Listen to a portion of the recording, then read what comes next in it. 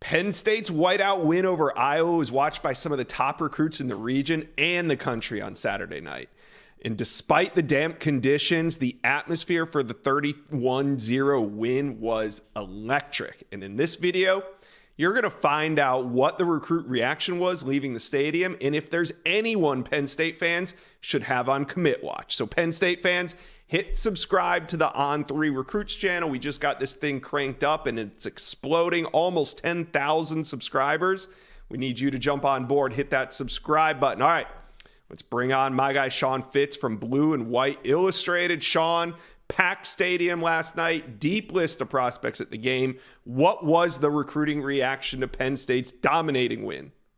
Every year we go into the whiteout thinking that it's going to be the same as it was before. It never really is. Last night's conditions were terrible, really. I mean, it rained basically the entire game. The pregame was nice, which is actually what you want to look at if you're a recruit. Like, that is the atmosphere that's going to stick in your mind is them coming out of the tunnel and the band on the field, everything like that in the crowd. It was pretty phenomenal. I'm not going to lie. It was one of the better ones I've been to despite the conditions. So that's really what's going to stick. If you're talking to recruits, it's all about the atmosphere. And then Penn State went out there and imposed its will on an Iowa team that has a pretty tough reputation. So I think that is something that they have been able to put into motion. That pitch that they put out there, that Penn State is going to be a physical football team. They're going to run the football, but on top of that, they're going to make plays. Drew Aller threw 4 touchdowns. So a little bit of everything. Offense, defense is what we're hearing from recruits. Is just a really complete team win, which translates into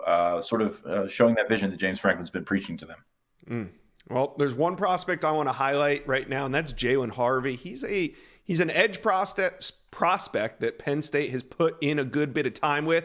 He's a 4-star out of Maryland, and he was at the game, chose to come to Happy Valley for the evening. What's the feeling coming out of this weekend with 4-star edge Jalen Harvey? Well, Harvey's one that it feels like it won't be over until December. Even if there was a decision that came, we thought that he was going to jump on board after his official visit in June.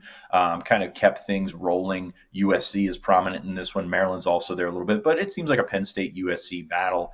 And after last night, I think Penn State sort of reiterated what they've been doing with him for years now. I mean, he's been on campus double digits in terms of visits so far.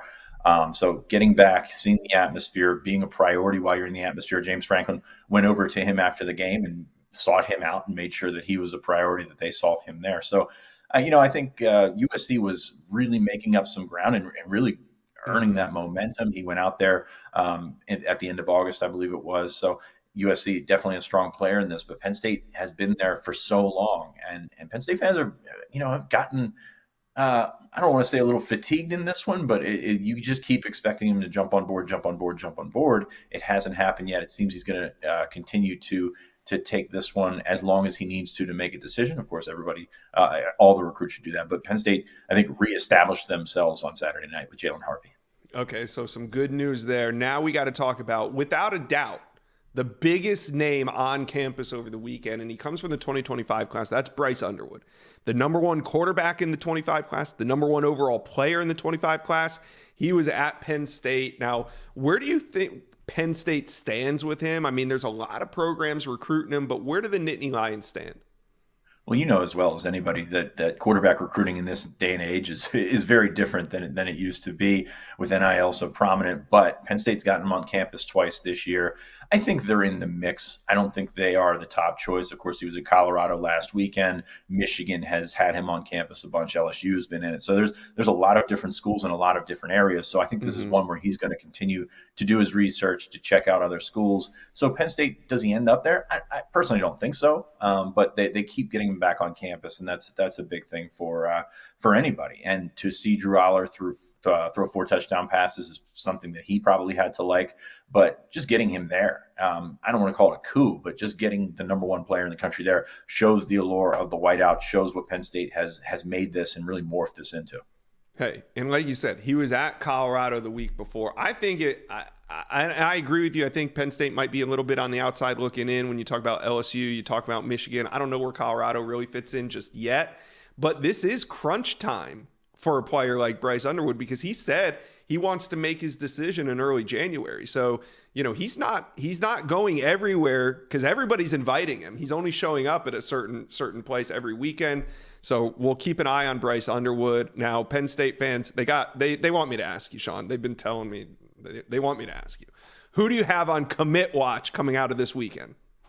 Well, it's interesting because you look at the whiteout and you think these big recruiting weekends always result in commitments. Penn State hasn't had a whiteout commitment since 2019, and that was Liam Clifford, the younger brother of Sean Clifford. So this isn't a situation that is a quick turnaround. Now, I think they will get it with this 2023 edition, but it's usually a slow burn. It's something that goes out for weeks and months and even years with some of the younger prospects, something that sticks in their mind. And when you get to the end of the recruitment, you say, oh, this guy was at a whiteout, this guy was at a spring game, this guy was at their Lash Bash barbecue. Those are kind of the three events that we point to, but the whiteout is such a big event. I will say, turning around quickly, DJ McClary, linebacker from New Jersey. He's a good one. He's just outside the top 100 on the On3 industry rankings.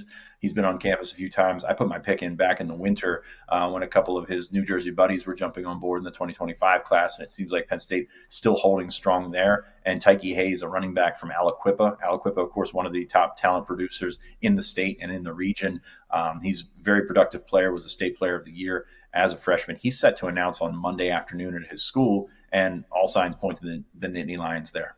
All right, so that could be the next one. All right, so Penn State recruiting is hot right now. They're currently sitting at 12. They want to push for a top 10 class, and I do think that's possible. So, Sean, I just wanted to ask you, what's Penn State selling in James Franklin's 10th year at the university? Because we know what he was selling when he arrived, and it feels like just yesterday that he got there. It was hope, it was excitement, but now he's more established. So what is Penn State selling to these recruits in year 10?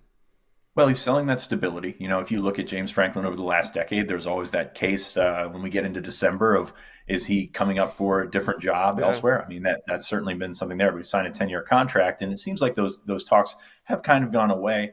But he has turned this one by stacking classes, by being aggressive in the portal. He's turned this one from a team that's sort of on the fringe to a team still on the rise in the top 10. And I don't know if that really makes sense because they haven't been to the playoff, at least in the 14 format. You think when they expand, they'll probably be a team that's in it fairly regularly.